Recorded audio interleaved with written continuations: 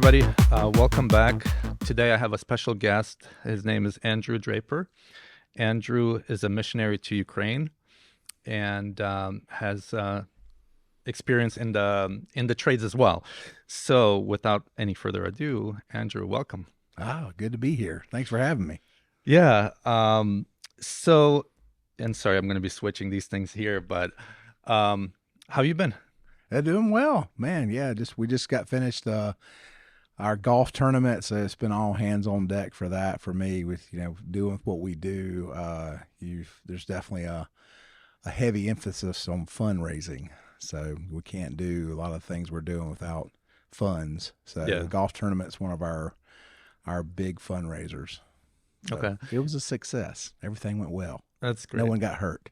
That's Golfing. good. I don't Golfing. think people get hurt with golfing anyway, unless they drive the carts crazy. Yeah. Are you a big golfer or? No, I play once a year. It's in this. I only play because my brothers usually show up and they love golf. Okay. So I like to have the chance to hang out with them. Usually, by the end of it, I'm having them hit my shots for me because I've lost interest. Yeah. So usually when I interview people, in the beginning, I ask them kind of where they are in life at this moment. So like, what kind of hats are you wearing? What are you doing? Wow. Yeah, that's yeah, I wear a lot of hats. Of course, we still have kids in the home. Well, my son's come back to live with us while he's trying to kind of get his life going, and so he's 22, and then I've got a 15-year-old in the house. So I've got the dad hat on.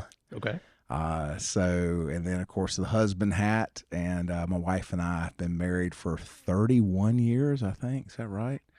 Man, time flies by. Yeah.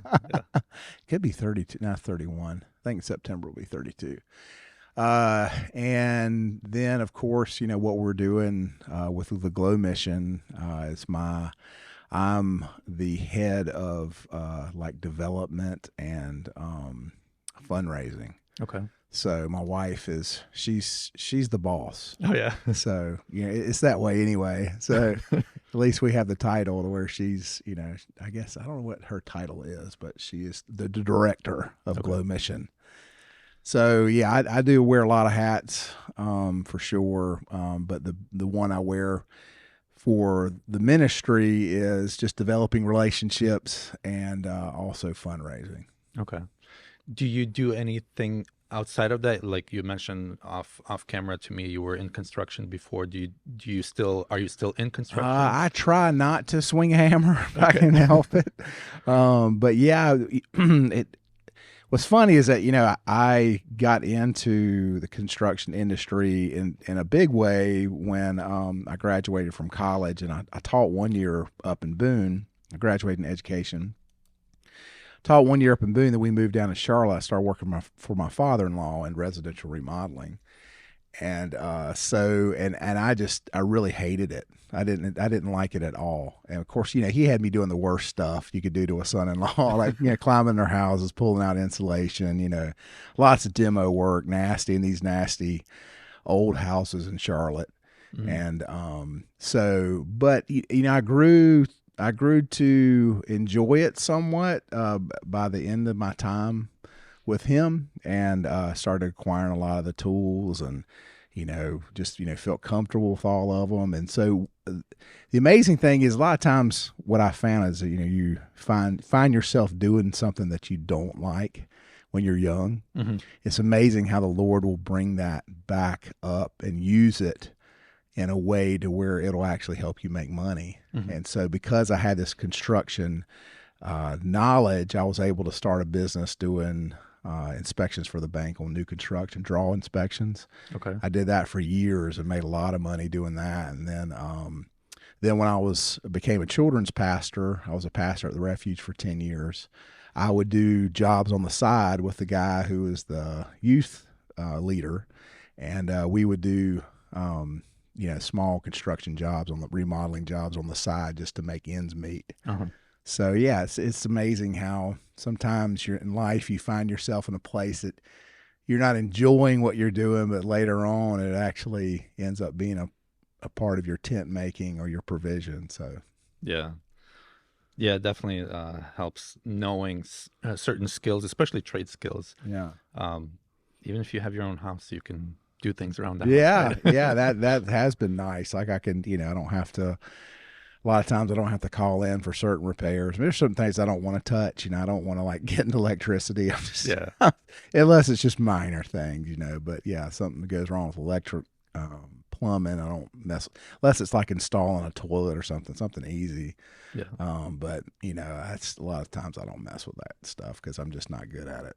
Yeah. So But so going back in time a little bit to your like high school, middle school and high school days, who were you like back then? well, when I think it was when I was in middle school, I was the youngest child. My dad left when I was one, and so I was kind of always in this shadow of really noticing that I didn't have a dad, and a lot of my friends did, and a dad that was around anyway, or who really Hmm. cared to be around. And so a lot of my time I can remember is kind of dealing with that, dealing with you know not having a dad and trying to understand that. And I love sports, so I played a lot of sports, and so I wanted to be a professional athlete, like every kid who starts playing a sport and plays it okay. You think, man, maybe one day I could be a professional athlete, and Which sports that did you never. play? Well, I loved football, but I played pretty much every sport I could possibly play. Hmm. And I loved competing. I loved doing stuff athletically. And but football was just I was really good at running my head into things. Hmm. And so that was my that was that was my thing with football is I could do that really well, which probably is not helping me today. But Well, it probably gave you perseverance, right? Like, yeah, it is, and I think it's the ultimate team sport. Like if one person messes up on a football field, everybody's going to see it, and everybody on your team can feel the effects of you messing up. But if you do something really good, then the whole team gets to share in that. yeah. So it is such a great there's a lot of great things about team sports that I absolutely love, and it's been so beneficial to me with just working together with people, with others, and working together for a common goal. So yeah, sports was really big. Hmm. And during high school, were you kind of outgoing? Were you more reserved when it came to friends and social circles within high school? Yeah, I would say right around middle school, I think I kind of came out of a shell. I was always a pretty funny kid, but then I just really emphasized that. And I could kind of see, man, I can really make people laugh, Hmm. and that was kind of a good feeling. Like I was really good at that. And yeah, it could be a defense mechanism or whatever, but yeah, I enjoyed. I think I was fairly outgoing when in certain situations. Like if I'm around my friends, like I like having a strong friend. If I'm around them, I would be outgoing. But if I was somewhere by myself, I wouldn't be very outgoing. Hmm. So I kind of thrived if I had somebody close by me. Then it would seem like I'm this, outgoing guy, this extrovert. Hmm. Uh, but if I was by myself, I didn't, and I'm still kind of that way. Like if I go to, a party or some kind of, gathering, I would rather be right there with my wife. And then I can, I feel more comfortable if I'm with somebody, not out there on my own, meeting new people. It's probably not. I'm not as good at that. My Hmm. wife, knows no stranger. She will meet everybody, anybody, and I love being along for that, and I can add to that. But yeah, I don't feel as comfortable just striking up conversations. Hmm. So you're more introverted then in that sense. Yeah, I would say people wouldn't probably think that about me because they would think, "Oh man, he's so funny." You would think that, he's an extrovert, but I'm really not. I would prefer to, for the most part, to not to be alone, because I do like being around, other people, but just as far as like meeting a lot of new people or being in a crowd, I don't enjoy Yeah. that. Yeah. What was your academic life like? Like, Not real good. Yeah. That I didn't excel that well. For me, it's like as a kid, I just wanted to be outside playing. hmm And my mom, I just felt bad for her, 'cause she had to raise four boys of her own, and I was the last, but I was really easy because I was a good kid. I always wanted to do the right thing and didn't want to get in trouble. My brothers were the opposite. hmm They, of course, I think it's probably the effects of having my dad around, because I think my dad was, he was a very hard man, and so I think they dealt with a lot of that, and so that kind of made them probably act out. hmm But looking back on it, sometimes I would think like, man, not having a dad just can be really, there's a lot of things I missed out on. But then when I think what some of my brothers have told me, what they've gone through because of having someone who's can be abusive hmm in the home, that's a lot to walk through. It's a lot of trauma that comes with that. So I think the Lord really saved me from that, hmm not having to deal with that kind of trauma or abuse. And so yeah, so that was, yeah. Yeah. So it's having a dad or not having a dad, depending on the type of dad it is. It could be a negative thing in both Yeah. cases. Yeah, it's like example is that guy that I would do the construction jobs with, like my the guy that's a youth, Eric, the guy who was the youth pastor at the church. We would do these jobs together. He had all this confidence that he could do anything, hmm and it was because he had a dad that would worked with him. Like his dad worked on engines for race cars. And so his dad would be out in the shop, and Eric would come out there and want to be with his dad. Well, his dad got him a lawnmower engine and said, son, take this apart, put it back together. And so hmm while he's working on his race car, Eric would be putting that, taking that thing apart, putting it back together. Then he got him like a 6-cylinder engine. And so he would do that. And then he got him an 8-cylinder, and, so he would just learn how to do these things where his dad was right beside him, helping him and giving him confidence that you can do anything. As long as you learn all this stuff, learn how to use these tools, there's nothing you can't do. For me, with not having a dad, someone coming along and mentoring me, I did everything by myself. And I think the place where it hurt me is that I wasn't very good about doing that with my kids, like showing them, mentoring them, showing them how to do things, because I always did things by myself. hmm And I felt more comfortable that way because that's the way I grew up. So yeah, in that way, I think it hurt a lot because it could, hurt my kids. So I'd have to intentionally think, okay, you need to, grab one of your sons and show them, okay, look, today I'm going to do this, and I want you to get alongside me and help me. And I'll show you how to do these things. So yeah, I think I lack that kind of confidence that Eric had, because he had a mentor. He had a dad who was really into showing him everything that he knew. And I wasn't as good at that with my kids. But So it seems like if you have a father in your life that's kind of a part of your life, you can spring forward further in yeah, life, right? yeah. But what I'm thankful for is that, my dad, I didn't have to walk through, some of the trauma that, some of my brothers had to walk through with having a dad who's like disengaged, and one who is, when he does talk with you, he's stern and he's upset. And so and a lot of times that affects our image of God. We look at God through the lens of how our dad is. And so I'm thankful that I didn't have to try to reconstruct those things in my head, because I think we have to do enough of that because of our vain imaginations and the way we view God. I think it was helpful for me not to have something I had, where I looked at God as being frightened of him, scared of him, that he's going to, be upset with me, and I got to do everything perfect. And so he doesn't, I have to worry about him pulling his belt out, and, so yeah. So I am grateful for that. But like I said, in a lot of ways, I lacked a lot of confidence that I needed. Do you, or have you felt, since you grew up without a dad, that God is kind of distant or like not close to you?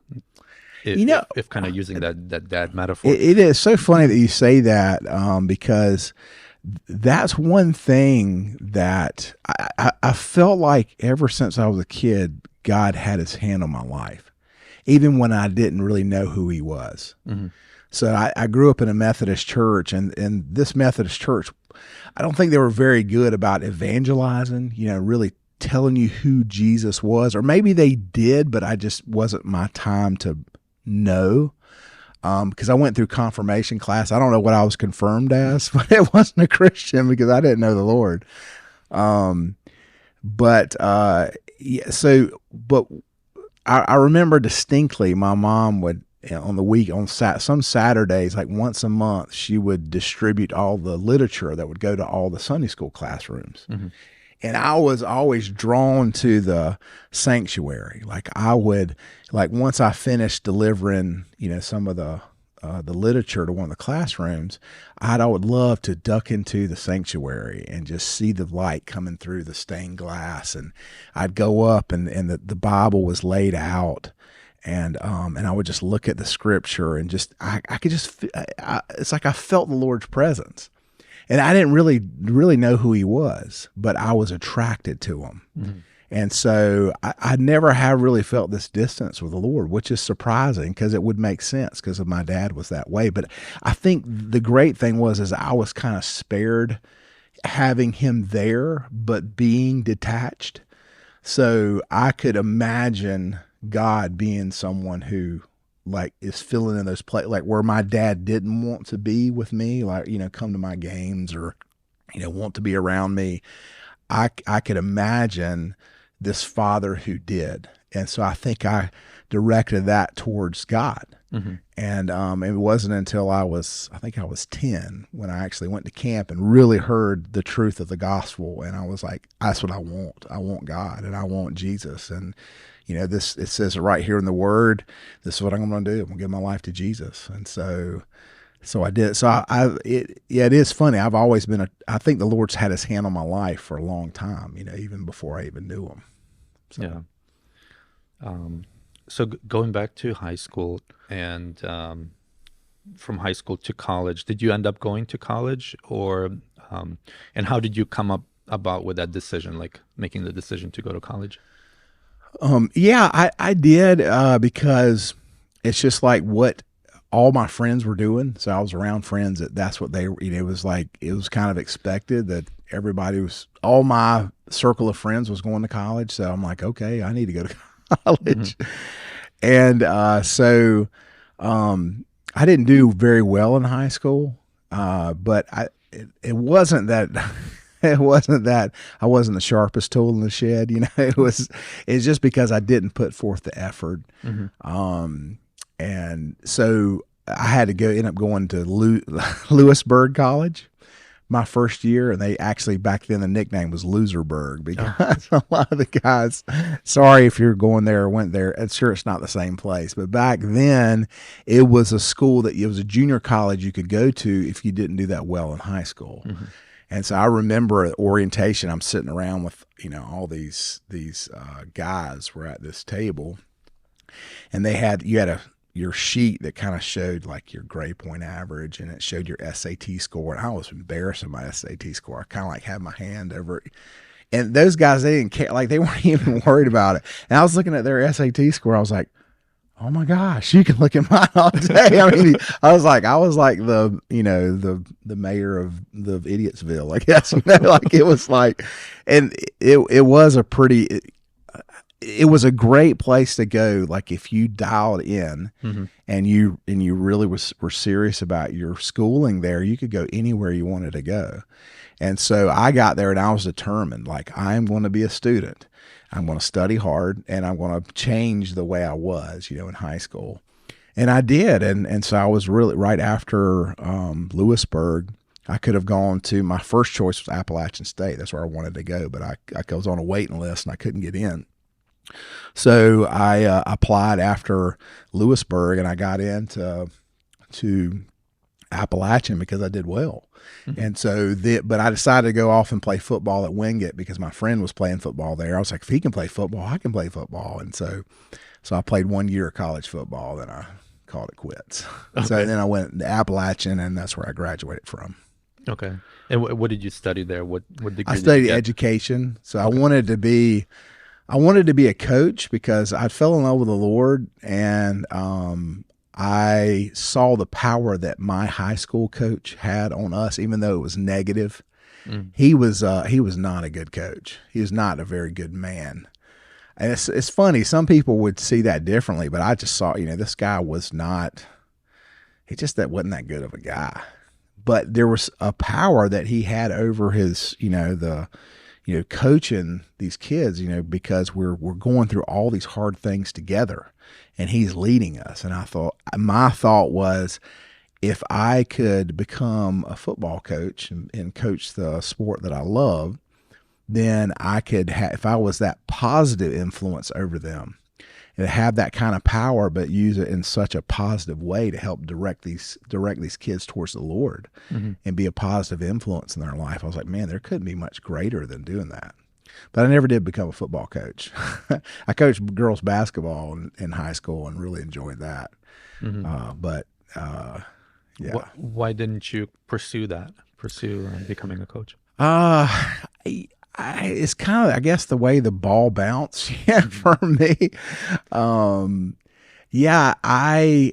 I went and taught my student teaching at Watauga High School in Boone, and I didn't really enjoy it. Okay. I mean, it was okay. And what I found out is that when I did, so before you did your student teaching, you actually got to go to, you would have classes and then get to do these kind of like small internships to where you go to, like, elementary school, middle school.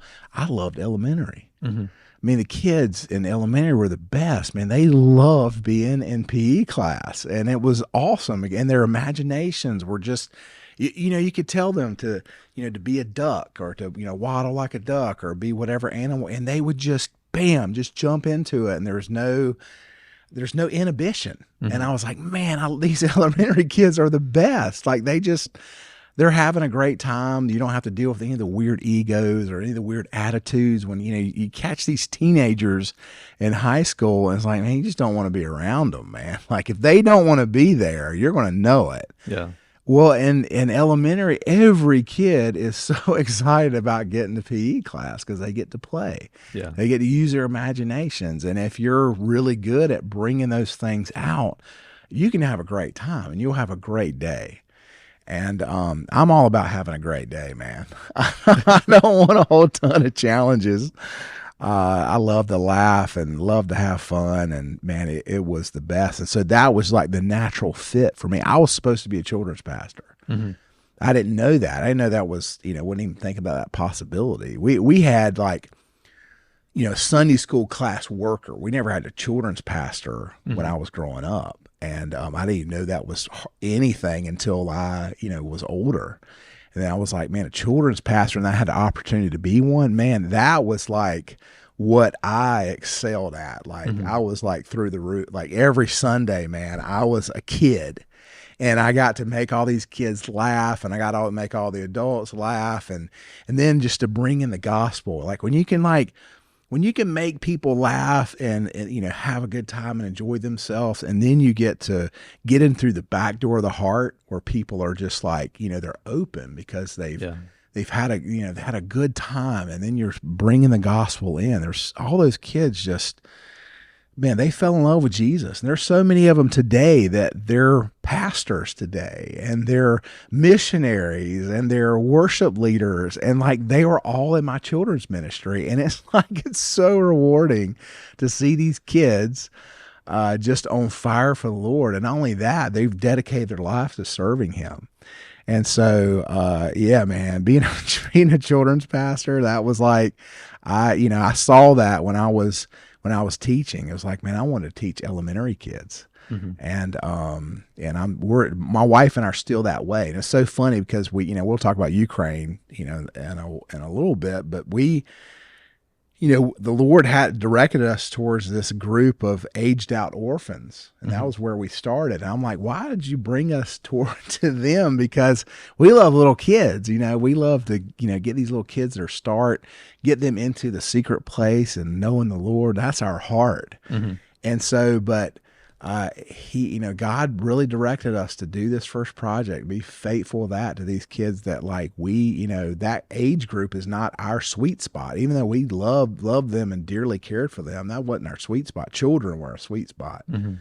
So it's funny what some of the things the Lord will ask you to do that seem like it's out of your wheelhouse, but he's just, you just got to be led and directed by him. Yeah. It's kind of like you mentioned about the trades, like learning those skills, even if you don't want to do it, because they will be useful in the future. Yeah, absolutely. It's so true. Like, I'm sure you've probably seen that with your work. Yeah, definitely. So during high school, during kind of your transition to college, did you have any mentors? Did you have anybody kind of speaking into you in terms of helping you decide what direction you should go in, or what are the benefits and cons of going one way or another? I didn't have like mentors, but I did have like dads in my life. So my friends' dads were really good about pulling me in. Mm-hmm. And I think God's favor was on me in that way, that they felt a connection to me as their son's friend. And they wanted to be a dad in my life. And I was grateful for that, because I think, mentoring or discipleship it's really living life together. There's no program that's going to really help you. I mean, programs can help you, but really it's doing life together, being very purposeful about doing life. Like, hey man, we're going to go to Lowe's and we're going to pick up a load of wood and we're going to take it over here. I want you to come with me. That's discipleship.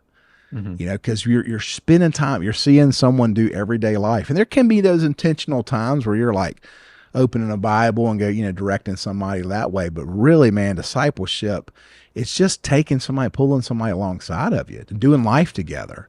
So I think a lot of those, those men that were my friends' dads were doing that with me. Mm-hmm. They were discipling me or mentoring me, but it wasn't like they were purposeful. They just, because I was with their son, I was like one of the kids. Mm-hmm. And so I think I got some mentorship that way, but I didn't really have someone that was, like you said, like, trying to help you navigate life. It was more like I was just kind of witnessing these men be fathers in their homes. And I think that was helpful to me. Mm-hmm. But yeah, definitely would have helped to have a dad come alongside of you, or a man come alongside of you, and help you make right decisions. Like, I didn't learn. There's a lot of gaps that I had not having a dad. Like, financially, I didn't know what I was doing. Mm-hmm. My wife, she didn't really know what she was doing. So together we had to learn the hard way. And I think those mentorships are important, because you don't end up having to learn the hard way. You don't start at ground zero. You start a little higher up because you got somebody directing you. So, yeah. So speaking of your wife, when did you meet her? When did you get married? Oh man, there's some good stories there, man. It's quite a story. So I was at Appalachian, and the Lord had directed my steps to go from Lewisburg to Wingate to Appalachian. And I'd been dating a girl for like 2 years, and she kind of followed me Hmm. from Wingate to Appalachian, and I hope if she listens to it, she's like, I didn't follow you. It seemed that way. So we were kind of still together, and but I knew we weren't like spiritually a match. I mean, God has somebody better for her than me. Thank God she found him. But so I was dating this girl, and my wife was dating this guy, but she kind of felt too like this wasn't her forever person, and this, that I felt the same way. Well, because of my testimony, I had this testimony where I was like dating a girl. It was a Christian relationship. I was a senior in high school. She was in college. And, because we were together so long, we ended up, the physical started getting, more intense. And before we know it, we were sleeping together. And of course, what happens with that? Somebody's going to have a baby, right? and so that's what happened. And this girl had an abortion, and I didn't know about it. And it just rocked my world. And so I had this testimony of going and telling kids that, if you're getting into a relationship with somebody, you may think it's this Christian relationship, you're in a youth group or whatever, but really, if you're, that's why this thing can happen in youth groups, because if you're putting kids together in a situation where they're dating and they're reading the Bible together, they're in youth group together, well, your natural draw is going to be towards the physical. That's the way God made it. And so that's what happened with me and that girl. And so I was, through the Boone Crisis Pregnancy Center, they'd given me the opportunity to go around and tell kids about, why it's important to remain abstinent, why it's important to save yourself for marriage. And if you are doing these things, you're playing with life, because that's what happened to me. And I lost, and that kid lost. And so I was sharing my testimony, and my wife was doing, she was with a group called Appalachian Christian Thespians, and they were doing these like Jesus skits before I delivered. I was like the featured speaker, and it was to a bunch of high school kids. And so she, I saw her do her thing, and I'd never met her before. And then I spoke, and the Lord was just on it that night, man. I could just feel his presence, and he was just moving. There's a lot of kids gave their lives to the Lord. It was just powerful. I mean, and I think what it was is that Dara was there, my wife was there, I was there. So the Holy Spirit was like bringing us together. So he was in it. And so he blessed that message so much that like she, spoke to me afterwards and just encouraged me. But I didn't think much about it, because I was dating this girl, and I definitely noticed how strikingly beautiful she was. And she actually called her mom that night. She said, I met the type of man I want to marry. And so she started praying for me. Mm-hmm. And we saw each other a few times, but I was like in the Baptist Student Union, because I'd gone to Wingate and met a lot of the Baptist kids. So I was kind of hanging with them, and she was in another Christian group. So we'd see each other every now and then. Didn't think a whole lot about it, but she started praying for me like every day. She'd pray for me. Mm-hmm. And so by the end of the year, she was sick of it. She was like, Lord, I'm so tired of praying for this guy. She was like, if you want something to happen with us, let me see him one more time. And as soon as she prayed that prayer, she couldn't find a parking space where she normally parks. So she drove like a little further. Well, my house was right beside the business building, and she was coming right beside the business building. I was walking to class right when she finished that prayer. Oh. And she's driving, and she saw me, and she's like, I didn't see her. She saw me, and she was like, she started beating on her steering wheel. I want to marry him. I want to marry him. And so that summer I had this, she had some of the same mutual friends that I did. And so, I ended up breaking up with that girl, and this guy, was telling me, hey man, you need to like pray about your relationship with this girl, Dara. I was like, what do you mean pray about her? I don't even know her. Hmm. I was like, she like me or something? He's like, I'm not saying that. I just think you should pray. These little weird spiritual things. Yeah. And so that's after that summer, I just started, was interested in going to the church that she was going to. And so I showed up there with the lady who runs the Crisis Pregnancy Center because that's where she went. And so she walked in, and man, she was like tan from the summer, and she was just beautiful. And she invited me over to her house with all of her friends that were mutual friends, and we had lunch, all had lunch together, and we just talked the whole time. And the other friends were over there just like kind of pointing at us and kind of giggling because she had been talking about me, and Yeah. so we actually spent every day together after that. And so we dated 6 months, engaged 6 months, and then married. So we got married in school our senior year Of of college. college. Yeah. Yeah.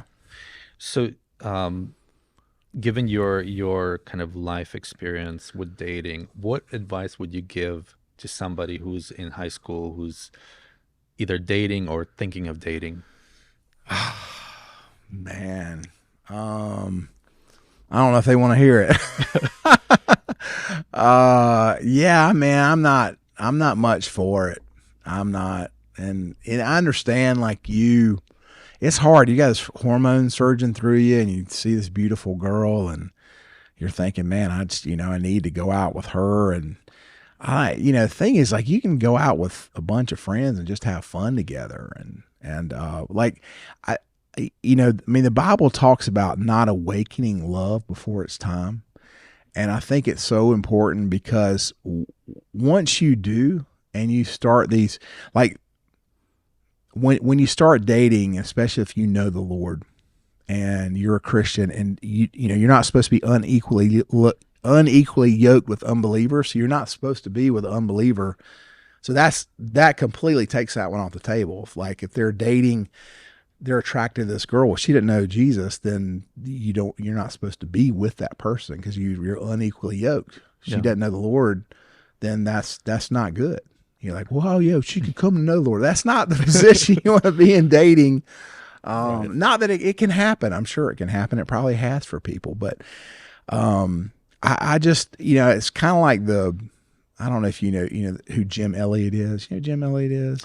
Uh, He was a missionary. That's Yeah. the one who died. Yeah. Right. With the airplane. Something Yeah. like Like they're going to see these unreached people groups.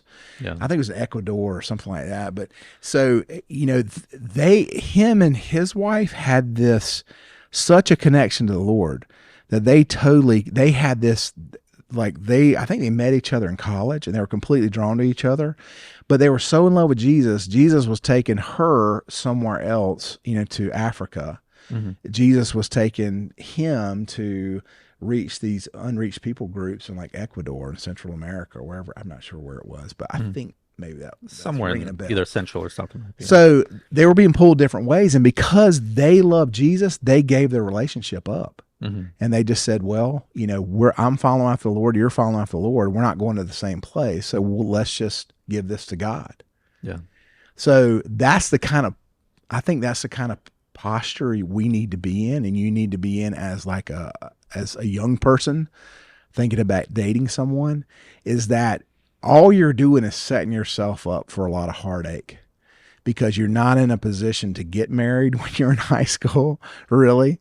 Yeah. You're not financially independent. And you're getting close. I mean, you're right there getting towards the finish line. You start to get into college, any point in time you can, it's a possibility because you can take care of yourself. You could take care of someone else, but being young in high school, I just don't think it's a good idea because, like I said, that natural draw is going to be towards the physical, and, the physical is only going to progress. It's not going to go backwards. Yeah. I mean, it's possible, but probably not. Once you start to unpack that, there's not a lot of going back. There's usually only going forward.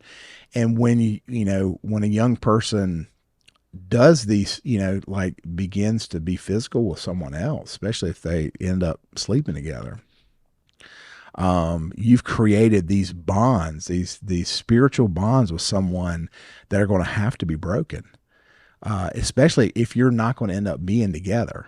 And, we're not supposed to have, we're not supposed to have premarital sex. We're not supposed to, even if it's that person we're going to marry, it's not under the covenant of marriage. And so it's not permissible.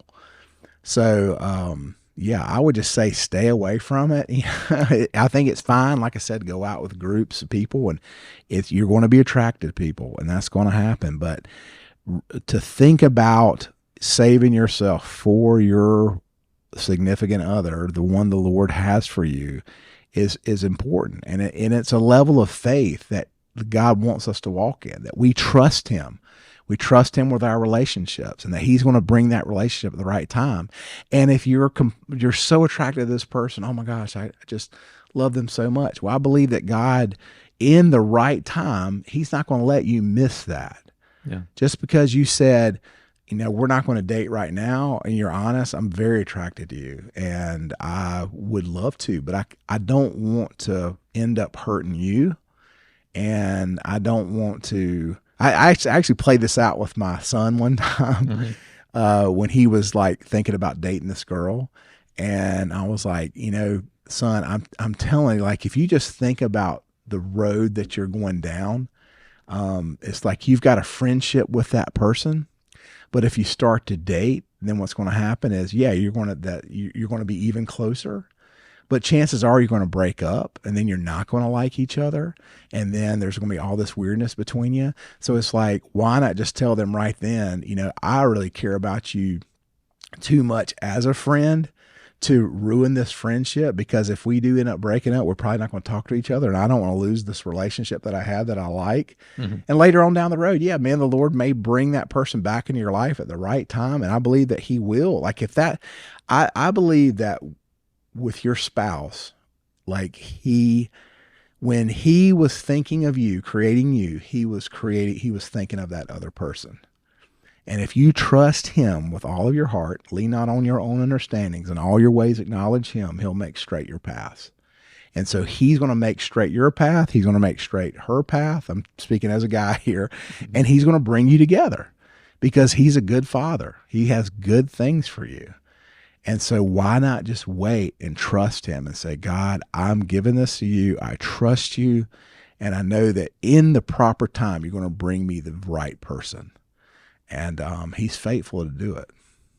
So what if you have a boy who is so-called dating, and he's like, well, we're not going to do anything, until we get married. And it's just, we like each other, but we're going to wait. What are some things what are some cautions to give that boy? I'm not saying it's impossible. I think it could be possible. But you're just playing with fire. Usually if you're playing with fire, you're going to end up getting burned.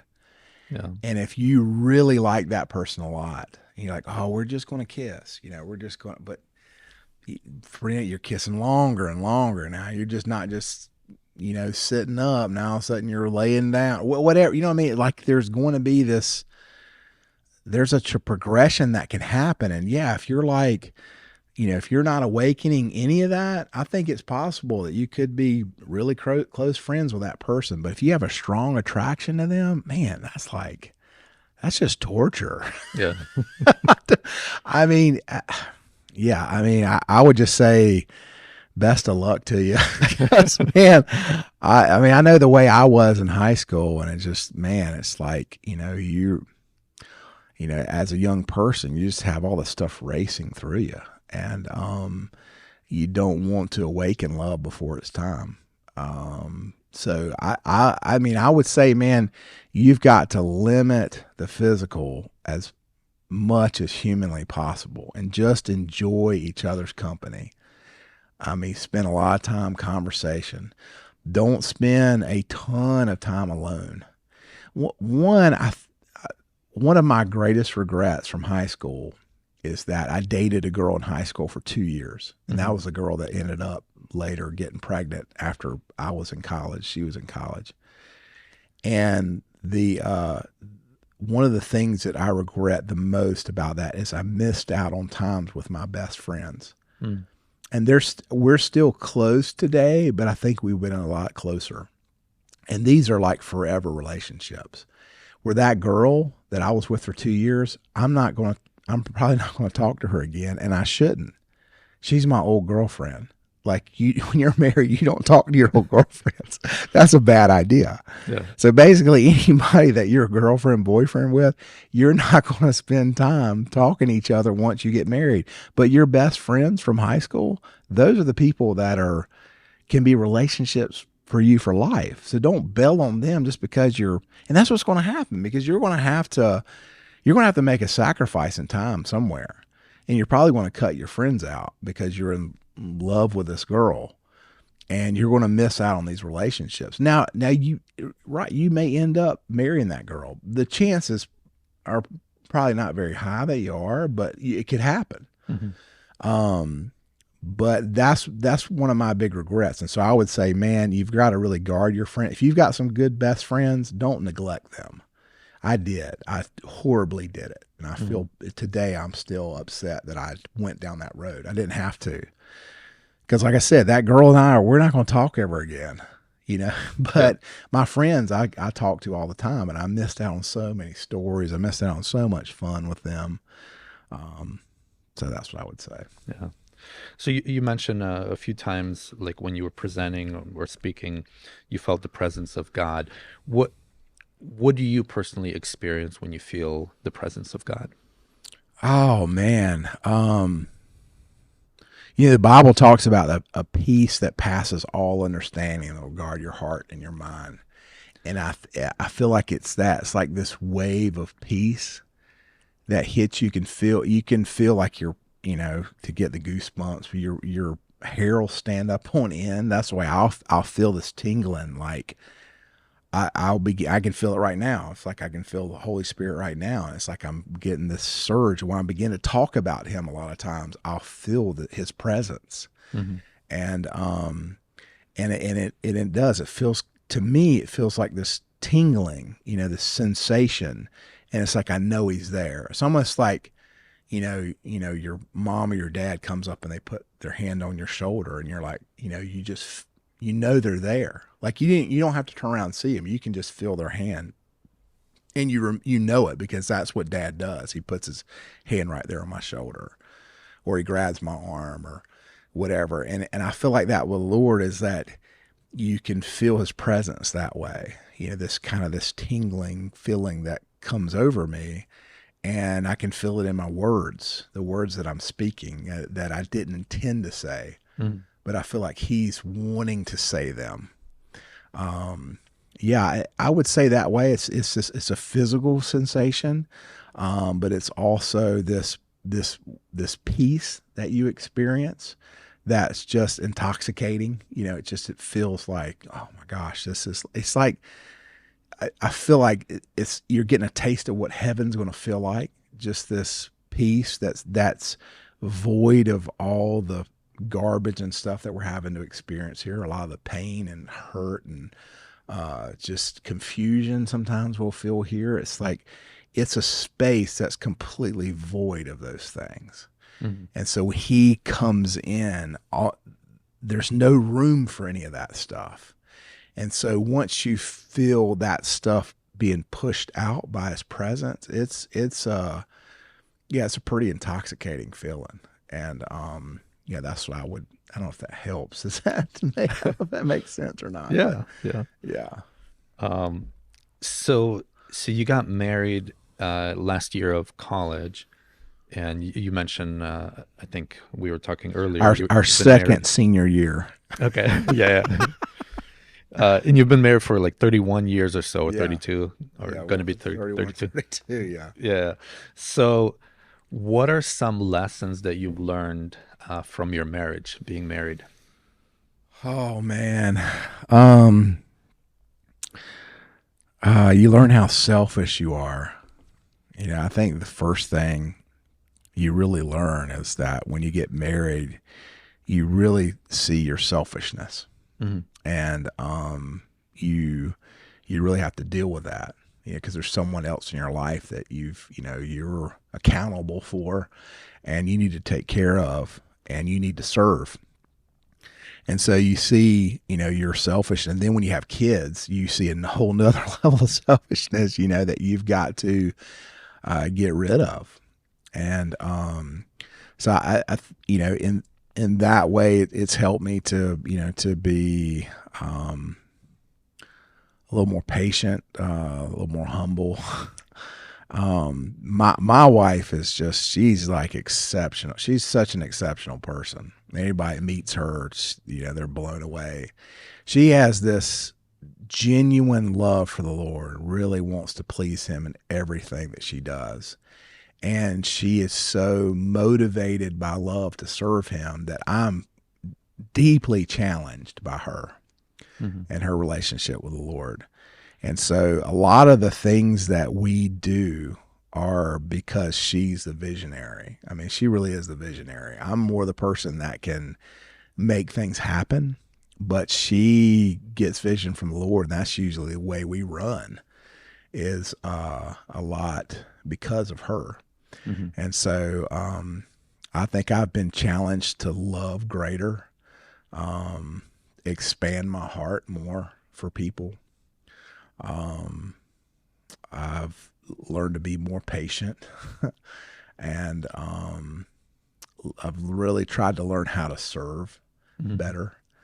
And it's hard, when you're in close quarters combat with somebody. It's like you're in a small space living with that person. You've got to take off a lot of this. And the thing that's great about her is she loves to let me do the things that I love to do. And I'm the same way with her. Like, I want her to do the things that really make her happy. Like, she loves going and being with people and spending time with them. And it charges her up when she's around others. And so I give her the space to do that. I'm not like possessive of, a ton of her time. I mean, I want her time, but I'm not really possessive of it. I want her to, really enjoy the things she enjoys people. And me, I enjoy getting outside and going hunting and, stuff like that. And so she always gives me the space to do those things. So I think it's, marriage is going to be successful. Number one is that you're both loving him, and you're both, both wanting to have the heart that Jesus had, in being a servant to others. And, the whole, Philippians thing of that he laid down his life and became a servant, became obedient to death, even death on a cross. And that's how obedient he was, and to be a servant to us. And so if he's that way towards us, we need to be that way towards each other. And so to make a marriage successful and to make it work, that's the, number one thing you've got to do. Both love the Lord and be desiring to be servants. And you've got to, really try to push aside your cares and concerns, and really, try to meet that person's needs and serve them, as Christ does the church. That's what men are called to do. And know that you're not serving to get something from her. A lot of times we think that, like, I want to get something from her. And really what we want to do is please the Lord. And that should be our heart. Lord, I want you to see this. I hope she doesn't say anything about what I've done. Like, that should be our heart. A lot of times it's not. We want them to go, did you see what I did? I cleaned this and that, because I wanted to bless you. It's like, no, it's like, if they don't see it, that means just the Lord saw it. That means that's going to be treasure for you in heaven. That's the way we should live our life, is we're living for heaven. We're not living for here. This earth's going to pass away. The heaven's forever. So we need to try to store up our treasures there, not here. Did you kind of figure that out just kind of from studying the Bible, kind of living Christ-like life, or did you get other information from outside? Meaning, like we all have different personalities. Your wife is an extrovert, you're an introvert. I mean, there's a spectrum of how introverted one person is or extroverted, but typically extroverts, they like to be around other people. They recharge around other people. Introverts recharge more alone. So realizing that she's different than you and she needs that connection to other people Yeah. while you don't need it.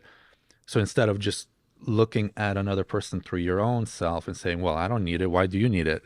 Like, you realize they're different and they need something in a different way than you do. Because it seems like a lot of, not a lot, but some people just look at life through themselves and they're like, well, if I don't want to do this, or if I'm this way, then you should be this way. Yeah.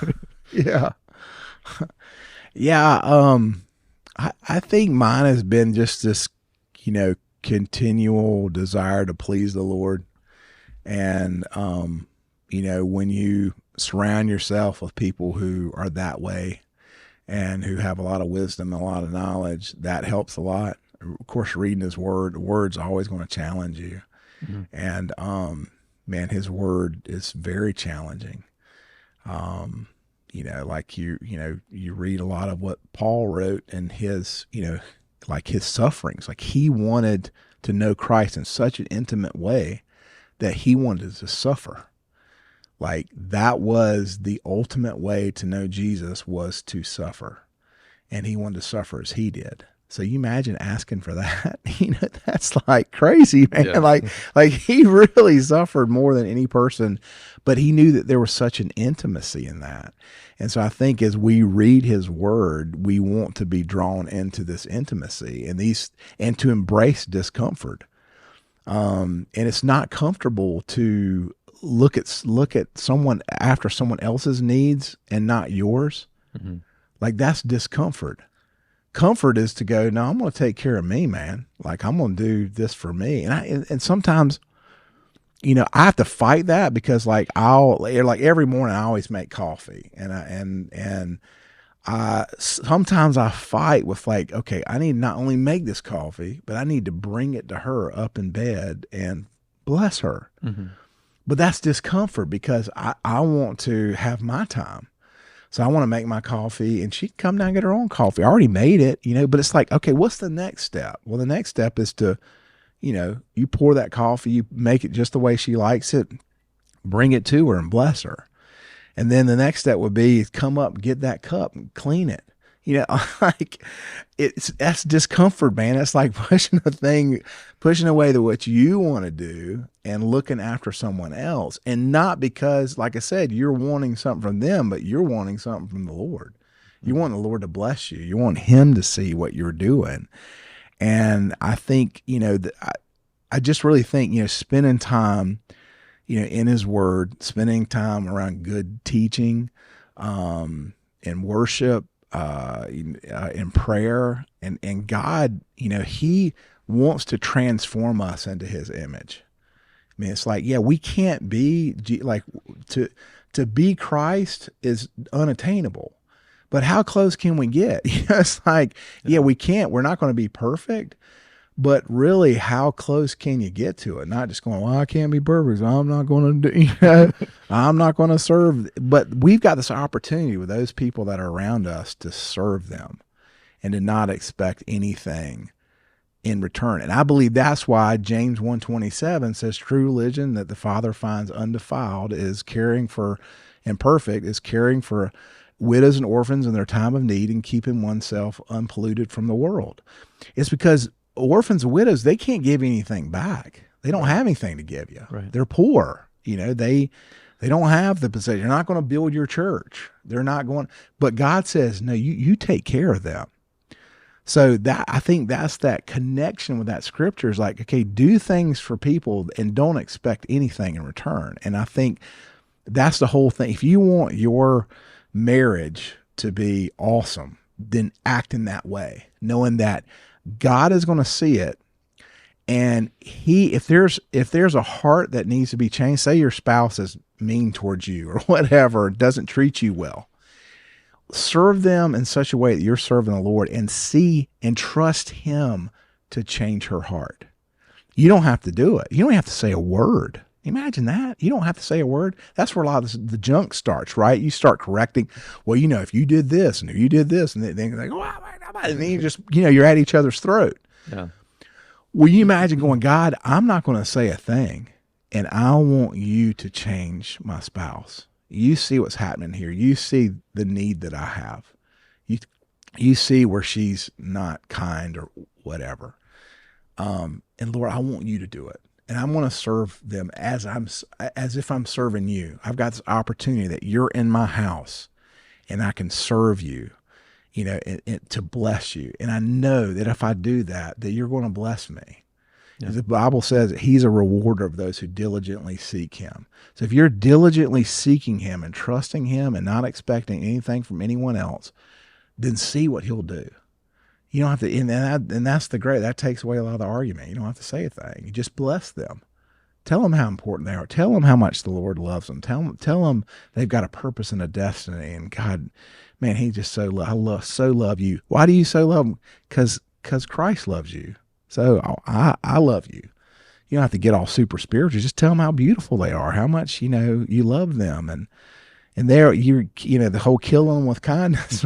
It's gonna kill whatever's ailing them inside of them, or at least bring that trauma. It's usually what it is trauma that's coming out in your spouse, and they don't know how to deal with it, and so maybe they lash out at you. But that trauma needs to be dealt with, and God is the perfect person to deal with that trauma that's down deep. I went on a really big tangent, didn't I? It's good. Yeah, I mean, it's important to have good relationship within marriage, to have a successful marriage, to get ahead in life. So you have GLOW ministry. GLOW stands for Go Love Others Well. Yes. And how did you start it? How did that concept kind of come up for you? My wife. Well, what's funny is that I had been a children's pastor for probably 7-8 years, and I just felt this stirring. Like, I remember talking to Dar in the bathroom. I was getting ready, and I walked into the bathroom of our old home, and I was like, Dar, I feel like God's going to do something else with us. Like, this isn't it. Mm-hmm. And we were in a great place. I mean, she was a pastor at our church. I was a pastor at our church. And we were serving the kids, and it was awesome. We weren't like making a lot of money, and it was always tight. But man, we're talking about being fulfilled and, being able to do something really well. We were in that place. I mean, life was just, moving great. Mm-hmm. And, but I felt there was a stirring in me. Like, I really don't think this is it, Dar. Like, he's going to ask us to do something else. And I don't think she really saw it. It's just like, oh, that's, I'm glad you told me, but I'm not getting it. Well, it was about 2 years later, mm-hmm. This opportunity came to us. And it was a hosting organization reached out to us and said, hey, we bring in kids from Ukraine and out in the east in Svetogorsk and this orphanage called Emerald City. There's a boy, and he's 16, so he can't be adopted, but the orphanage director, and we've met him, and we really would love for him to spend some time with an American family, and he said, nobody's wanted to host him, but he's really tall, and we thought of you because, most of the kids in the orphanage they're underdeveloped because mm-hmm. I think it's like love is like the fertilizer that makes us grow. You can see, because some of these kids, you'll look at them, you can tell they haven't fully developed because they haven't had that love fertilizer on them. They're usually behind academically, emotionally. They're usually 3 to 4 years behind. So you think someone's 16, they're really like 13. Mm-hmm. So what year was that when you had this boy? Oh man, just you're roughly. Asking the wrong dude. Well, let's see. We've been doing this for been doing this for 7 years. Okay. Was it after the Orange Revolution or before? It was after. Okay.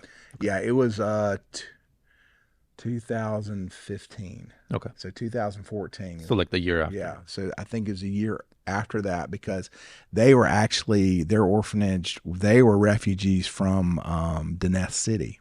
Okay. So they moved to Svetogorsk, where there was it's actually a summer camp that they moved into. Mm-hmm. And anyway, this hosting organization was like, hey, we thought of you guys. You know, he's tall. And I'm thinking, man, I've got this like 7, 8 year old at the time of how old Anna was. Like, I don't want some 16-year-old boy coming in here. Like, oh, what could happen to her? You know, I'm thinking about her.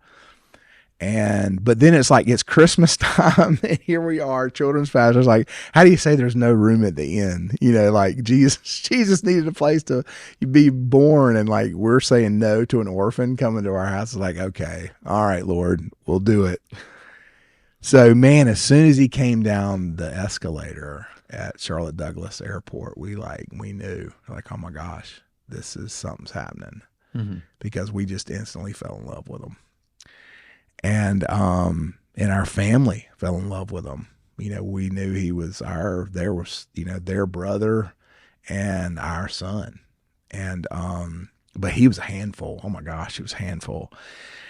So he went back. And it just broke our hearts. And then it made us look into what the orphan crisis is in Ukraine. And what it is 60% of the girls that graduate, that age out, end up in prostitution. 70% of the boys end up incarcerated. 15% kill themselves. Wow. And the average life expectancy of an orphan in Ukraine is 30 years. And so once we found that out, we were like, this can't happen to him. So we decided to go and do a camp for his graduate. It was his senior year, because they only had 11 grades. His senior year, and we were going to go do a camp for his orphanage. And so we did a camp for the little kids, and we did a camp for the graduating class, the high school kids. This was in Ukraine. In Ukraine. It's in Svetogorsk, which is near Slavansk, which Svetogorsk is like destroyed now. You can get there because they retook it, but it's destroyed. I can't even imagine what it looks like now.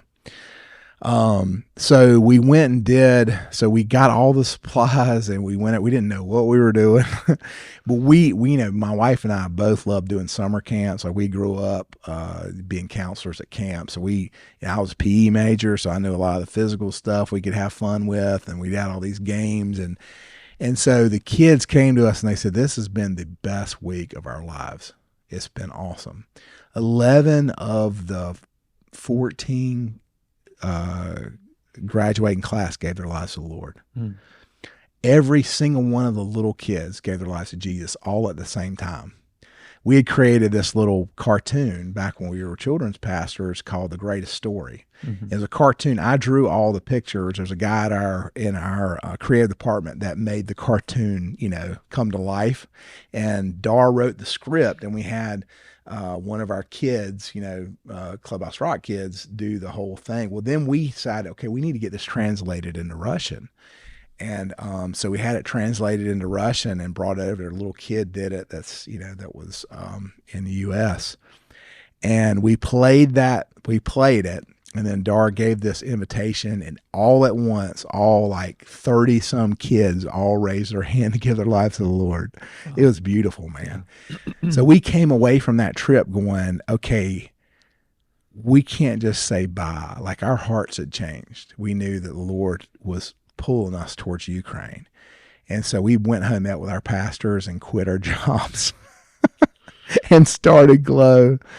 And man, it's been like, it's been like, just talking about stepping out of the boat and stepping on the water. Oh yeah. My gosh, man. I mean, yeah, there were times where I was just like, I remember driving, I was still doing some inspection for the bank, new construction. That was like coming to an end. It didn't look like we were going to meet our obligations for the month. And sorry. And I was crying, man, just like, Lord, I cannot believe you brought me out of where I was at to this place, and now you're going to let me down. Like, you just made me look like a fool. Like, I felt just stupid. I cannot believe that almost like I trusted you, Lord, and then you were going to do this to me. And I felt like I was in this Coliseum. I was in this stadium, and there's like 100,000 people, and I just like made the error of errors, and everybody was just mocking me, loser, like the whole crowd, 100,000. But man, the Lord came in like with few seconds to go, Hail Mary pass, wins and gives the enemy the biggest defeat of his life because he showed up at the last second. All our bills were paid. And ever since then, I mean, it's been a walk of faith. But man, he has like showed up in such powerful ways and met us, and he's kept this thing going. So it started off where we were just going around with this one group of aged out orphans. We promised to be family for them for 5 years. We made like a commitment. We made them sign a commitment. Hey, if you commit to us, we're going to get you English classes, any kind of class you need. We're going to help you better yourself. We're going to help you when, times are rough. You need someone to call out to. We're going to try to help you. And so we did that, and we were faithful to them, and we had several levels of success. Sorry, I'm going to cough now.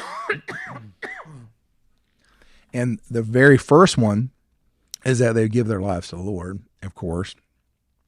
The second one is that they would be a productive member of the Ukrainian society. Mm-hmm. And the third is that they would actually give back. So what we've seen probably, I would say 10 of the kids are giving back, which was the highest level of success we could have. And a lot of them have got to come over here for the U4U program. And they've been able to come alongside of us and help us with the stuff we're doing here domestically. And we've got several kids that are serving in Ukraine. We've got one that's she's teaching the Bible at the YWAM base. Mm-hmm. And that was one of the kids that she was the worst kid in her orphanage. Oh. Her name's Diana. And she's a gypsy kid, which they've got a lot going against them because, one, she's an orphan. They got that going against you. But then if you're gypsy too, you're just so looked down upon. And man, she has become this firecracker. I mean, we got her, we paid for her to go to YWAM. She did her YWAM, did her DTS, and now she went to the School of Biblical Studies, and now she's actually teaching for YWAM at the School of Biblical Studies. Oh, so it's amazing, like what the Lord, has given us all this favor. Now we have an orphanage in Alexandria that we support. We have a rehab facility down in Odessa that we help support some of the guys that are leadership there. And we have 60 grandmas, babushkas up in Chernobyl that we're taking care of. We've placed 65 homes in, I don't know if you know much about, where the war stopped, but in Hostomel and Irpin were two of the places that were really heavy fighting. Yeah. We've placed homes in those areas, and we have 2 churches there. Okay. This is after the Russians moved out. Yeah, after they moved out. So we have 2 churches there and a church up in Chernobyl for the grandmas. And so God has just expanded what we've done and given us a leadership there in Ukraine that is just phenomenal. Wow. So we're completely blown away what he's done. So do you partner with any other ministries there? Are there like any other churches that you're kind of partnering with or working with? Yeah, that was an interesting thing. So we moved over there in 2021, I think. It's right, because 2022 is when the war started, right? Yes. So we moved over there, and when we moved over there, we had the intention of that we were going to, the Lord was very specific to have us work with as many other organizations as possible. Mm-hmm. Just don't do anything by yourself was basically the mandate from the Lord. And so we partnered with a lot of ministries over there, a lot with YWAM. There's a church in Kyiv, Father's House. We partnered with them. We partnered with Nikolai Kaleba. Nikolai Kaleba was the head of children's rights in Ukraine. He's actually on Zelensky's board. Okay. Awesome, spirit-filled, awesome believer. And so, there's other organizations too that we partnered with, like the one down in Odessa. Global Children's Outreach, who's now a part of us. We partnered with them, and so yeah, because of those partnerships, when this war happened, it was a great organization that kind of all came together. So we were able to rescue people out of areas because we created all these relationships. Mm-hmm. And so we still have a home in Kiev and so in Sofishka-Borshka-Hovka, which is just right below Kiev.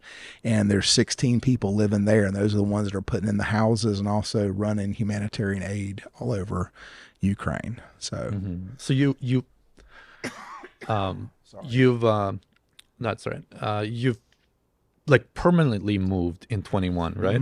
yes. And then the war happened. Well, Did you hear about the war? Like, were you still there like when it yeah. started? So what happened was, so they came in. I think it was February 24th. Is that right? February. 22.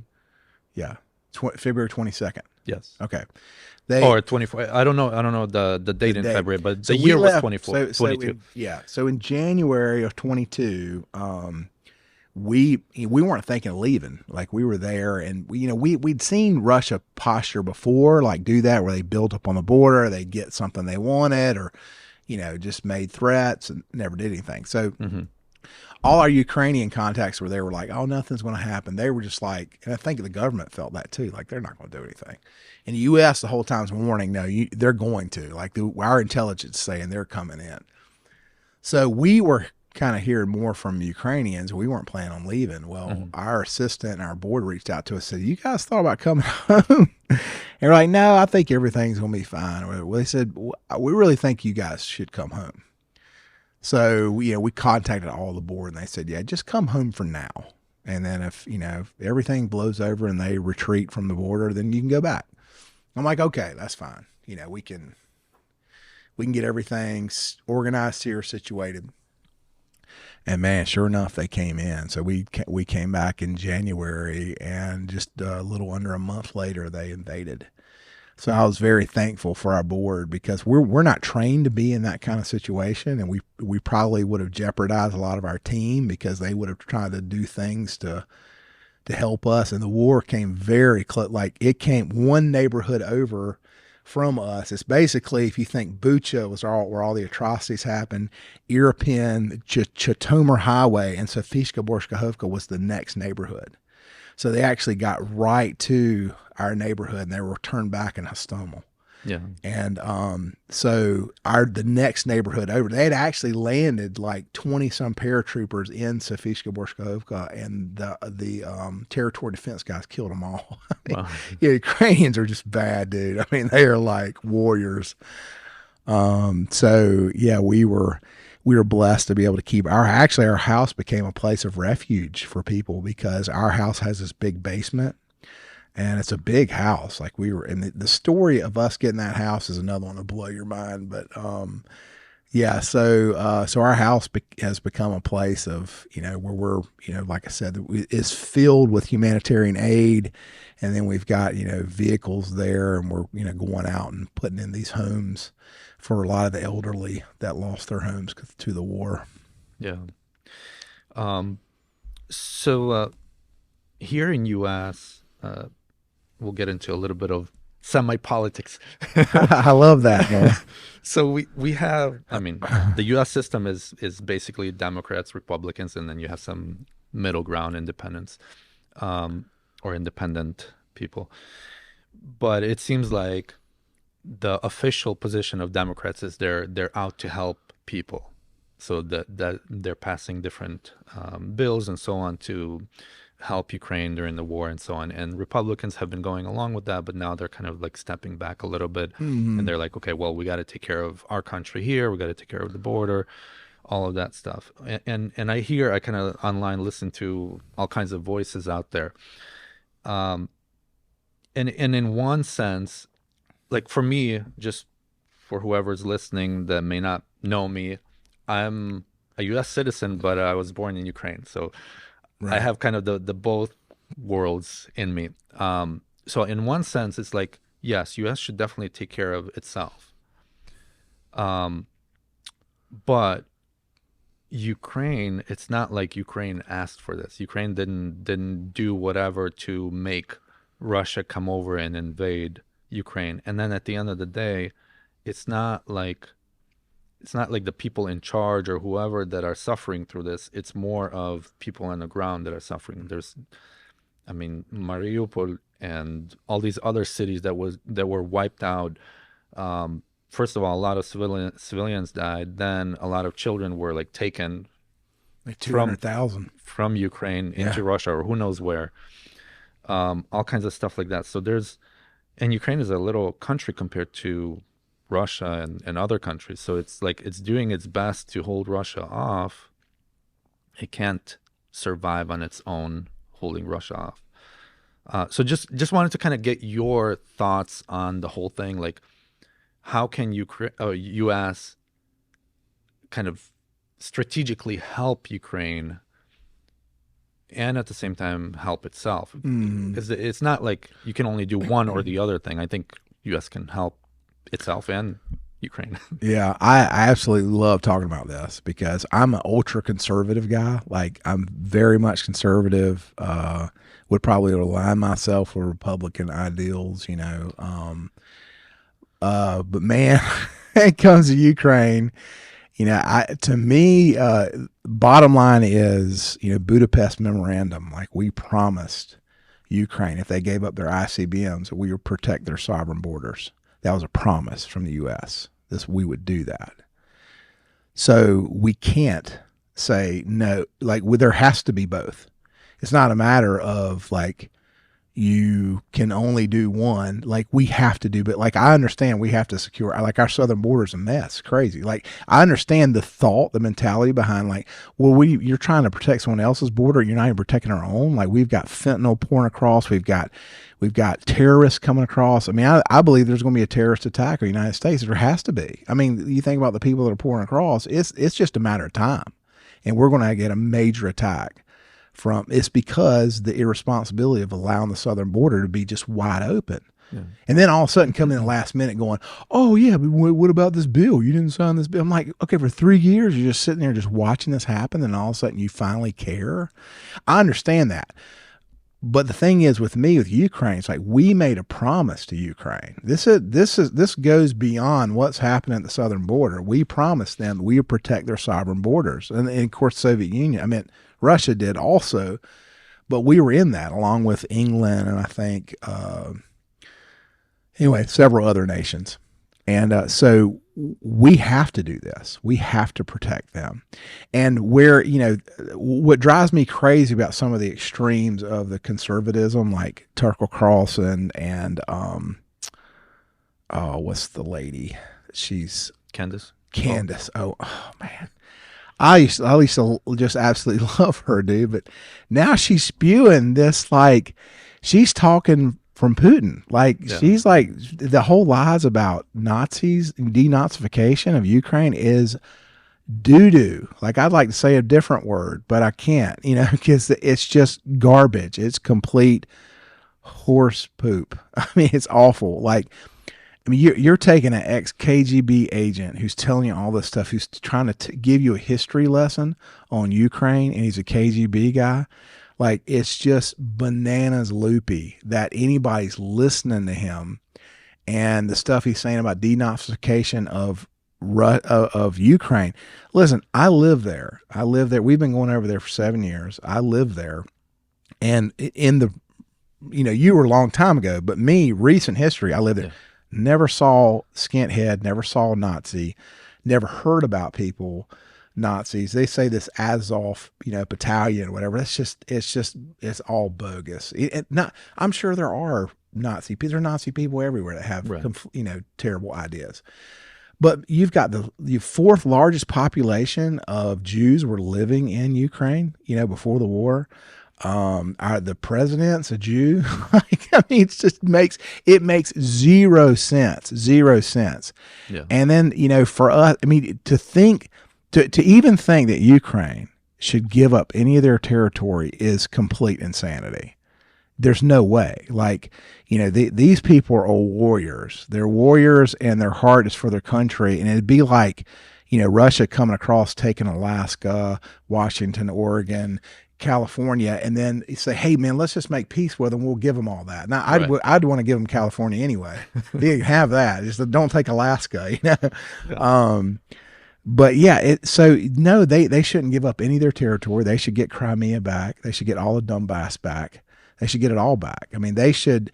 The only way I could see there being peace is for Russia to just decide to leave, Yeah. and that's not going to happen. So in the meantime, I think we need to get them I would not give Ukraine money. Do not give them money. There's the corruption that there is still there. But give them all the weapons they need. Because the thing is about this, I don't know how you can argue with this. If we are producing all the weapons here, you're basically giving all that money to U.S. companies who are employing U.S. citizens, and you're enriching the U.S. by having them produce all this stuff and then just send it there. The other thing is we get all of our stuff field tested, nobody knew what HIMARS, probably hardly anybody knew what HIMARS were. Probably, nobody knew what the Bradley fighting vehicle was unless you were in Iraq. Well, now everybody knows that the U.S. stuff is bad A. Don't mess with the U.S. because if they come in here and these are Ukrainians limited training on our stuff, and they are holding off supposedly one of the biggest militaries in the world. They said it was the best, one of the best. They obviously found out they're not. But Ukrainians are tough, man. They are tough. They're strong, and they've got a limited amount of time to make this happen. And I really believe that Ukraine is standing on the wall right now. They are the insulator between us and World War III. And if you allow Ukraine to be taken over by the Russians, they're not going to stop there. It's not like, Trump's going to come in and go, "Oh, well, you can just have Ukraine. Everything's going to be fine. I'll just talk to you." No, he's not. He's KGB, dude. He wants back he said one of the worst things that ever happened in the history of the world is the Soviet Union losing all the Baltic states, all those states. And so it's like, he's not going to stop. And once he does go into Poland, once he goes into Romania, even Moldova, I don't know if Moldova is a part of NATO, but Yeah, I'm not sure. But once he goes in there, then it's on. And we got World War III. So my thing is get them all the military stuff they need. Stop holding back. That's one thing. Is, I appreciate, Biden wanting to help, but this whole slow rollout is in a war of attrition, of course, Ukraine's going to lose.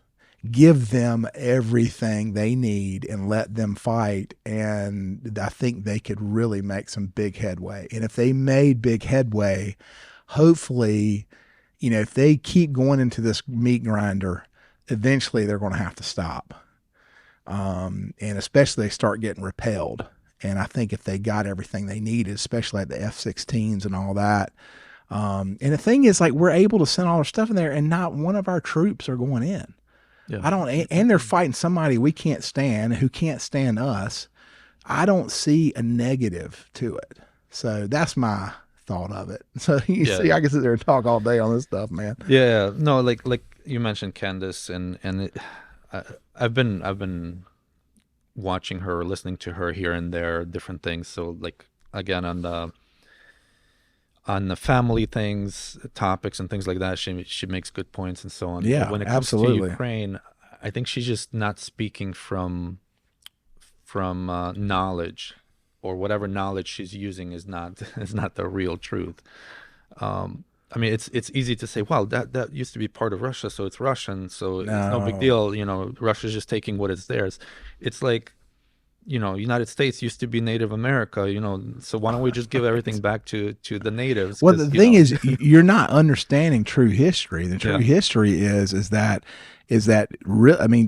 Russia, all the Slavic nations came up out of Ukraine. Yeah. So that's where they came up. So that's Mother Russia is Ukraine. Like, you say mother, it's the mother to Russia. And so really these are Ukrainians that went up there and became Russians or whatever. But you listen, it'd be like, so what bothered me the most is them talking about the history lesson that Putin put on when he started talking about, I'm like, dude, it's skewed. It's like it'd be like Adolf Hitler telling you the history of Germany from his perspective. Would you really listen to him? Like we know because like our team, Sergey and our team was one of the first humanitarian organizations that went into Bucha. Hmm. If you could have been there and seen and saw what they saw, it would have changed your mind. Like there were cars that had children written on the side that were trying to escape. They ran over them with tanks with the children inside, crushed. People, with their hands, tied behind their back, shot in the head. Old ladies, old men riding their bikes were just shot for sport. I mean, that kind of atrocity, that kind of thing in these mass graves where they buried all these people that they tortured. This is who you're dealing with. You're not dealing with someone who is in their right mind. You're dealing with a Hitler. And you're listening to Hitler going, oh, yeah, he's really smart. Yeah, Putin's a smart guy. He is. He's smart. He's very strategic. He's when it comes to this kind of thing, yeah. But he is an animal. There's no other way to look at him. He is an animal.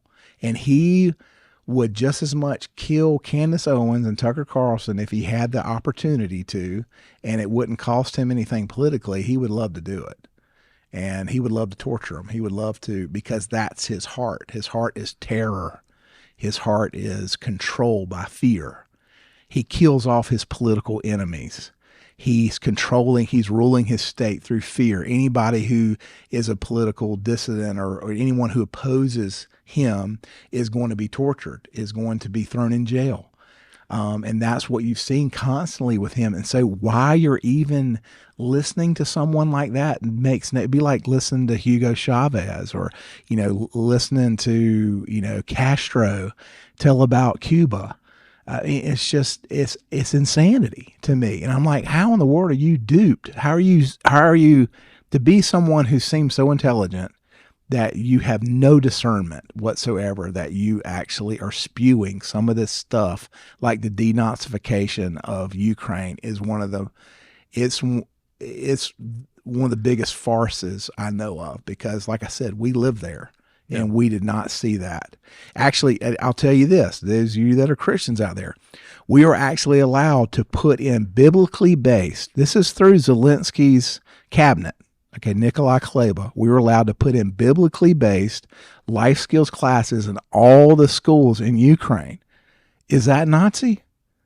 To me, it's like they were more open to the gospel than you are here in the United States. And that's not what Nazis would do. So it's just insane, dude. Yeah. Yeah, I think some like, again, Candace, I think she has kind of her thought of an agenda, like, okay, we need to take care of US, and then she's just using whatever is out there to support her kind of argument just for that, instead of like really looking out for what is the truth and then explaining the truth. It's more like, okay, I came to some conclusion and now I just need supporting facts. I mean, to tell you the truth, I've been a big Trump fan. And I love what he's done in the economy. He's a businessman. He's really good at that kind of thing. But when it comes to being an isolationist, it's just not good. It's not good for the world if we become isolationist and we don't care about what's happening in these other countries. And I can understand, like, there's a lot of corruption. The UN is garbage. I mean, they are complete garbage. NATO has got its problems and all that, but man, and I understand, because there's a lot of environmentalist wacko stuff going on and you want to get away from that, but we cannot allow tyranny. We cannot allow terror to reign, in these countries, especially in Ukraine. And that's what's happening. It's tyranny. It's terrorism. And it's like it's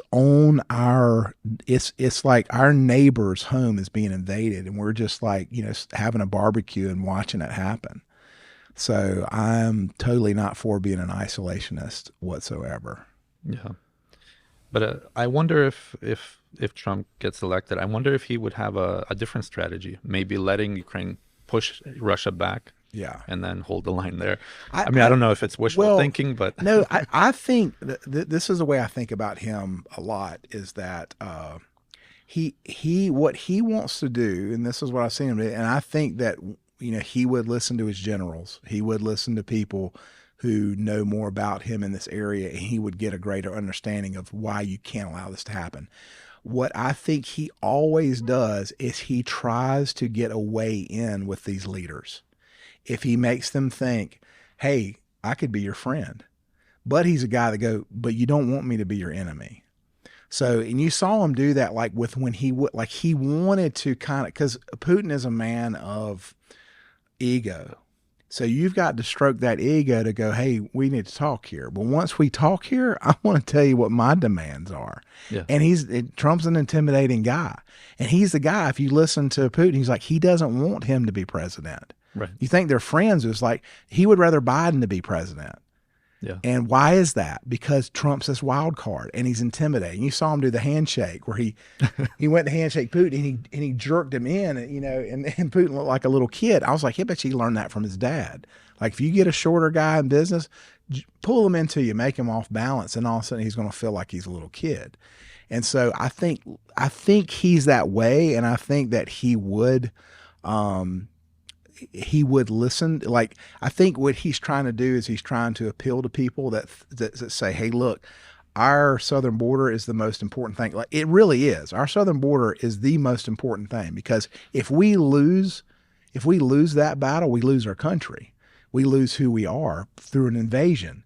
So it's true, we've got to take care of that, but we cannot forget about Ukraine, because really we made a promise to them. And I think he would be a man to go, hey, if someone showed him, hey, we can't say no to Ukraine because we did promise them, and we have to fulfill that commitment.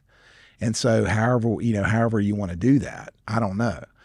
But I'm believing, like you're saying, that's the way he is, because if it seems like he always kind of talks nice about some of these world leaders, and he doesn't isolate himself from them. Yeah. Because he wants to be able to talk to him. Like he went and talked to Kim Jong-un. Who would even listen to, Right. Even talk to him? He was able to go and do that because he was like, he'd stroke his ego, but then he would go, hey, look, dude, you can't be doing this stuff. And all of a sudden Kim Jong-un goes, I don't like him anymore. Well, that's the thing. I think he wants the opportunity to get in there and talk, and not to give away, but to talk. And then to intimidate, because I think he likes to be the bully. And to tell you the truth, we need a bully. We do. It's like, you look, Biden is such a weakling. You look at what's happening across the world. All these countries are like, okay, this is the time to get something done. And they're doing it. Iran's gone crazy. You look at Central America; it's going crazy. There's like craziness in so many nations, because it's like there's not a bully around to scare people, and I think Trump was that bully, and I hope that he will be, and he won't, But I don't think that when he was in the White House that he would talk the isolationist thing. But he wasn't that way. Like what he did, with Israel was really great. I love that what he did with them. I love, some of the decisions he made. It seemed like he was making common sense decisions. Yeah. So I don't know. I guess we'll see. Yeah. We'll see what happens. Gotta pray and hope, right? Yeah. What other stories, or what else would you want to share about Ukraine? What I would like to say, and I would love for people to know, is just for people to have a lot of hope for what's happening there. We are definitely boots on the ground there. Like I said, we're putting in homes, we're delivering humanitarian aid, we're helping the grandmas up in Chernobyl, we're putting churches in. There are beautiful things happening all around us. There was a lady, an 80-year-old lady, who got saved, filled with the Holy Spirit, speaking in tongues, like an 80-year-old. Mm-hmm. Now, how cool is that to see, man? I mean, we have the elderly who have given their lives to Jesus, which is just something that doesn't happen. Like it's only because God, in the midst of all this tragedy, in the midst of all these things that are happening, God is on the move. And I believe that God showed me this, and when I got over to Ukraine, I actually ran into a lot more people that felt this very same thing. I've really felt the Lord told me that Ukraine would be a place where revival starts, and that a massive revival would start in Ukraine and would spread all to Europe. And that Lviv is called the gateway to Europe. It's like, and I just saw this wave going from Ukraine into Europe through Lviv, and just this in last days revival happening, but it starts in Ukraine. And we're seeing that on the ground. We're seeing so many people give their lives to the Lord. People that are flocking to these churches. They want hope, like in the midst of chaos. When you get to that place, we've got, if you've got a kid that doesn't know the Lord right now, they're away from the Lord, that at some point in time, life is not going to make sense and tragedy is going to come. In this world, you'll have trouble, but be of good cheer. I've overcome the world. We know that. So tragedy is going to come. Like something's going to happen. It's going to make you go back and question where you're at. And you're going to lean on God, because when things don't make sense, you're going to run to Him. And so that's what's happened in Ukraine. And what's going to happen for your child that's like lost away from the Lord. They're going to come running back to Him, because at some point in time, things are going to make sense. And He is the thing that makes sense. He is that person who gives us hope. God gives us hope in the midst of all this chaos. And in the midst of all this chaos, God is right in the middle, right there in Ukraine, and people are finding hope. They're finding Jesus. They're being rescued out of things. They're being rescued from a life that's of dependency, and a life of just not having any hope, of fear, and we're able to be there, to be the hands and feet and see these people come to Jesus. And it's through, like, a lot of these people are coming to the Lord because we gave them a little small home, a $4,000 home, to a grandma or a grandpa or a small family. And because of that, they're like, where's your church? I want to go to your church. And they come to the church, they give their lives to the Lord, and that's what's happening. Yeah. And so revival's starting, and it's going to do nothing but grow. And the enemy cannot stop what God wants to do.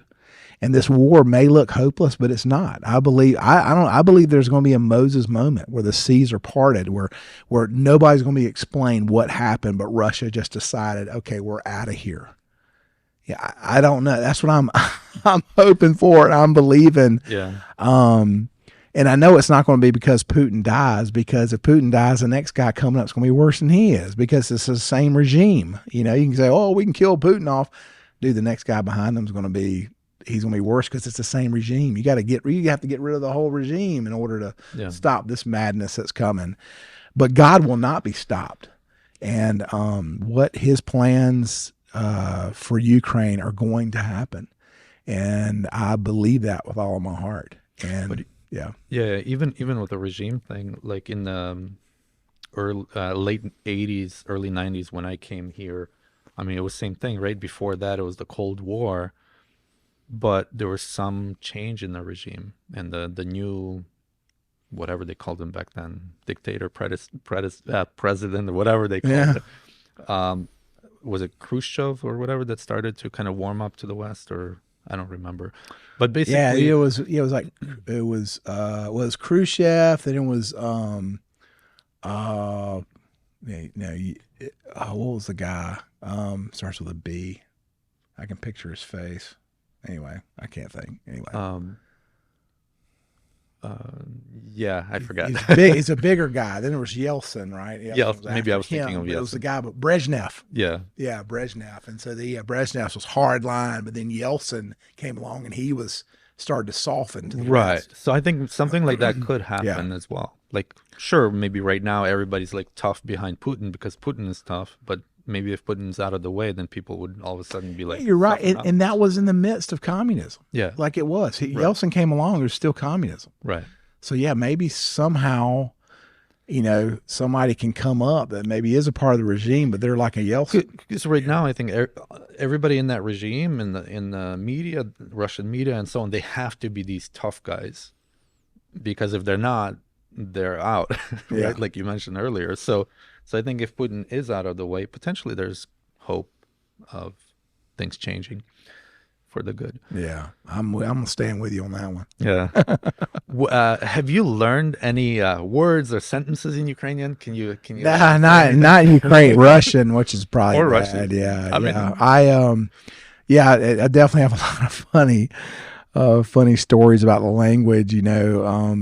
When I'd always try to learn enough to be endearing, and a lot of our guys, since they're from the East, everybody spoke Russian. Yeah. They know you some Ukrainian, but all I can say in the Ukraine is "dakuyu," like thank you, and which kind of sounds like thank you. Dakuyu. Dakuyu. Yeah. But yeah, so what happened was we moved there. I had to learn more than I've ever had to learn, because I would have to go out and get groceries, gas, all that. That was like my responsibility. So I remember the panic of Timothy. We had this guy living with us, was in his 20s, and he was like my Russian teacher. And so one time he would always go with me to get gas, so he'd always do it. And there's an attendant. Mm-hmm. They would pump the gas for you there. And so he would go and he'd talk to him, and I didn't even think about that. Well, then he left to go home and see his family. And I was like, oh my gosh, I got to get gas. So I pulled in. I wasn't even thinking about Google Translate. I just panicked. I just got there, and the attendant came up. He starts talking to me, and I was like, "Izvinite, я не очень хорошо говорю по-русски или украински," and that doesn't really work because he's like asking me stuff. So I had to point at this one, there, and then I went inside, and then it's worse because the attendant, I've got a credit card. They're probably asking me, "Do you want a hot dog or something?" I'm like. And so the guy behind me, thank God, he spoke English, and so he helped me, and I got through it. So I got back home. Timothy got back. I was like, hey, dude, okay, you gotta tell me what is. He said, okay, so when you get there, you see the attendant, say Zasterton, Diva Nosha Thoroughway, benzene, Ponybach, пожалуйста, fill it up, please. 92 gas, fill it up, please. And then you got to remember the number. So you gotta be able to count to 10. Adin divide tree to tier pat shake. So because you're going to have to say Kalunka number Adin. And when you get inside, so I got up there and I come up to the cash register, and she's probably asking, "You want a hot dog?" And I'm like, "Kalunka number Adin Ponybach, пожалуйста," and or Ponybach, and they're just kind of looking at me like, and then to say something else, it's just Kardichka. So yeah, so you'd learn, stuff like, I could say a greeting, or like when I'd see them, I'd say, yeah, очень рад тебя видеть, just, little pleasantries, to say, just to be endearing. But I never learned, enough to hold a conversation. So I don't know if I'm beyond that, but start getting older, it's really hard to take all that stuff. Do you still remember a lot of the language? Yeah. You're in the West, so you're all Ukrainian, right? Yes. Yeah. Well, we studied Russian too, so I can pretend to know Russian. Yeah. I can kind of twist Ukrainian into Russian accent. And so you can probably speak a lot of Polish too, right? And aren't they similar? Polish is a little bit different, but there's similarities, right? Certain words. Russian and Ukrainian is a lot closer than Polish and Ukrainian. Yeah. I know there's a lot of words that are the very same. Yeah. From but yeah, I mean, if you look to Dakuyu to Spasiba is like Russian. Totally different. Right. Yeah. Yeah. So how can people find your ministry, or if they want to help out, donate, yes, like that? Yes, we would so appreciate that. God's been so good to provide for us, but he keeps calling us to more, man. He wants us to do more, and we make sure that we try to say yes to the God things, not just the good things, because there's a lot of good things. But he's definitely led us. Like, we have our guy over there, Sergey, who's our head of operations, and this guy's phenomenal. I mean, he's a YWAM guy, which we love. I don't know if you know what YWAM is. No. Youth with a Mission. Okay. They have bases all over, but it's just solid biblical teaching. They're usually people that come out of YWAM are very solid people. And so Sergey is one of them. What's funny is that he learned English from his Australian roommates when he was in YWAM, so he has an Australian accent. And he's the one that actually introduced us to Nikolai Kaleba. So we became friends with him because of that. But yeah, to like I said, there's so many plans the Lord has for us, and right now we have probably 30 some grandmas that you can adopt. We've gotten 30 of them adopted. We're doing this program called Adopt a Grandma, and because the ladies up in Chernobyl, these grandmas, who babushkas, they survive on like $35 to $50 a month, which is insane. And so we've been able to provide all their firewood this year. We had a big donation come in because we were trying to get firewood for 60 grandmas. And that was going to end up being like $20,000. But we just believed we'd be able to do it. Well, we put out a thing on Facebook or Instagram. We had like one person say they would do it. We're like, oh man, that's not good, because these poor grandmas up there are going to have any heat. But man, somebody came along and stepped up and gave us the donation where we're able to do it. But we're being called to do more and more things like that. So right now we've got Adopt a Grandma program.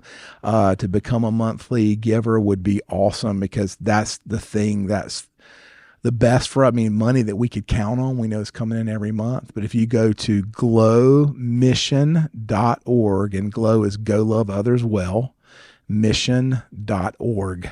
There you'll see, you can find out all about us there, but also there's a giving page, and you can go and you can give to any of the things that we're involved with right now. We would so appreciate that. And I would say with that, like we're working, we're helping widows and orphans. That's what we're called. Like we have an orphanage in Alexandria, so we're helping the orphans there, and in other places in Ukraine. But the widows is really big with us. We're up in the Chernobyl region, not in Pripyat, but we're in the Chernobyl region, helping those grandmas, and it's pretty sad to see, how they're living. But man, they just, it's just so much fun going to see them, because they're just like so happy to see you. And they'll give you anything they have. Like they'll give you eggs, they'll give you apples, they'll give you, just anything. They just want to bless you, and they're just so sweet, so awesome. But yeah, like I said, you go to glowmission.org, you can give there, and we'd love for you to be a part of what we're doing. And what I was saying about the widows and orphans, like I said, James 1:27 is religion that the Father finds is pure and undefiled, is helping widows and orphans in their time of need, and keeping oneself unpolluted by the world. So if you're not giving to Glow Mission, or you don't have, if you don't, like, hey, I don't know if I want to, be behind y'all, you've got to do it somewhere as a believer, because that's a mandate from the Lord. So we would love to be that in way for any of your listeners out there. So you got to just make sure you're doing that in some way or another. It could be with your time. It could be with so many other ways. It doesn't have to be financially, but like I said, we're able to be the boots on the ground to go and do that. And, we love doing that. So yeah, definitely appreciate you helping out with Ukraine, with the missions. We love Ukraine, man. We can't wait to go back. We'll go back again, probably late summer. We'll go back, and we're going to take a small team with us. And so, yeah, we're so excited to get back and see everybody. And, a lot of times people are like, man, how do you go over there? Like, you could die. There's like, missiles flying all around, and there's air raid sirens and explosions. Like one night our bed got rocked. We were in Kyiv, an explosion in Kyiv, and it's like it woke us both up. And we just kind of looked at each other and just went back to sleep. We could have ran to the basement, but it's like, man, it was almost like you were living in the midst of these scriptures that you've been reading, that we rest under the shadow of his wing, and, that he protects us and he watches over us. And so you just kind of felt like you were in the midst of that. So you were just almost like you were in this place of peace. I remember hearing this during the Civil War. There was a guy, Stonewall Jackson. Have you ever heard of him? But he was like right-hand man to General Lee, and he was on the southern side. But he was an awesome man of God. And there was this time where these mortars were coming in all around him, and he wouldn't leave that position. He just stayed there he was trying to survey the battlefield. Mm-hmm.